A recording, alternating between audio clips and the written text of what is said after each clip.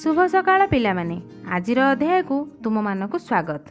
आज आम जलवायु तथा पाणीपागर अन्य एक उपादान विषय आलोचना करिबा।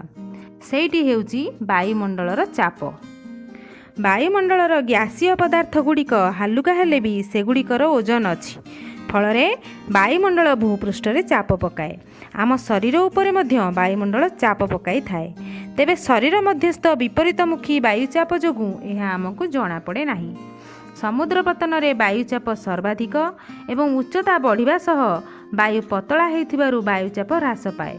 कौनसी स्थानर एक वर्ग सेंटीमीटर परिमित अंचल रे वायुमंडलर शेष सीमा पर्यंत विस्तृत वायुस्तंभर ओजन को वायुचाप कुहा जाए। समुद्र पतन रे यह प्राय 1.05 किलोग्राम।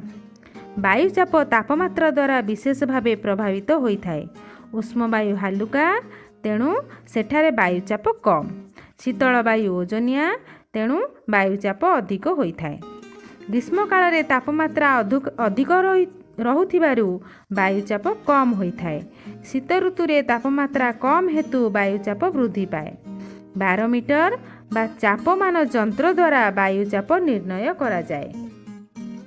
वायुर चाप अधिक हेले गुरुचाप एवं कम हेले लघुचाप होता है।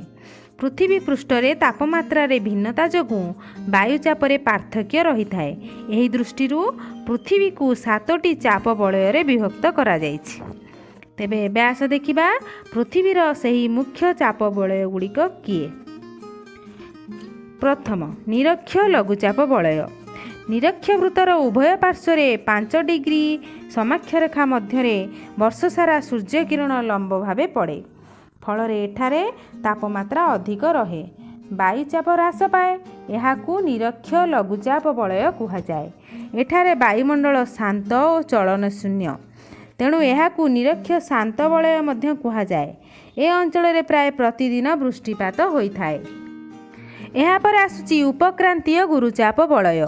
निरक्ष अंचलर ऊर्ध्वगामी वायु उभय गोलार्धर मेरु आड़ को गति करे। फल यह प्रसारित होई शीतल और भारी हुए। यही भारी वायु उभय गोलार्धरे प्राय 25 डिग्री रु 35 डिग्री समाक्षरेखा मध्य निम्नगामी हुए। फल ए अंचल रे गुरुचाप सृष्टि हुए। यहाकू उपक्रांतीय गुरुचाप बलय कुहा जाए। ए अंचलर वायु सर्वदा निम्नगामी।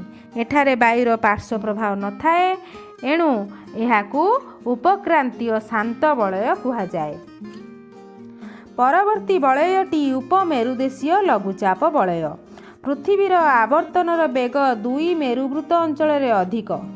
एही कारणरू उभय गोलार्धरे 60 डिग्री रु 70 डिग्री समाक्षरेखा मध्य वायु क्रांतीय अंचल आड़क विक्षिप्त हो जाए। फलतः यही अंचल रे वायु पतला होई लघुचाप सृष्टि करे। यहाकू उपमेरुदेशीय लघुचाप बलय कुहा जाए। यहाँ पर आसुची मेरुदेशीय गुरुचाप बलय। मेरु अंचल सर्वदा बरफाच्छन्न तेणु वायु शीतल और ओजनिया। फल एठारे गुरुचाप सृष्टि हुए।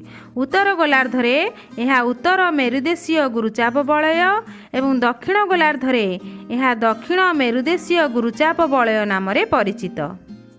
आमे तो वायुर चाप एवं पृथ्वीर मुख्य चाप बलय विषय आलोचना कले।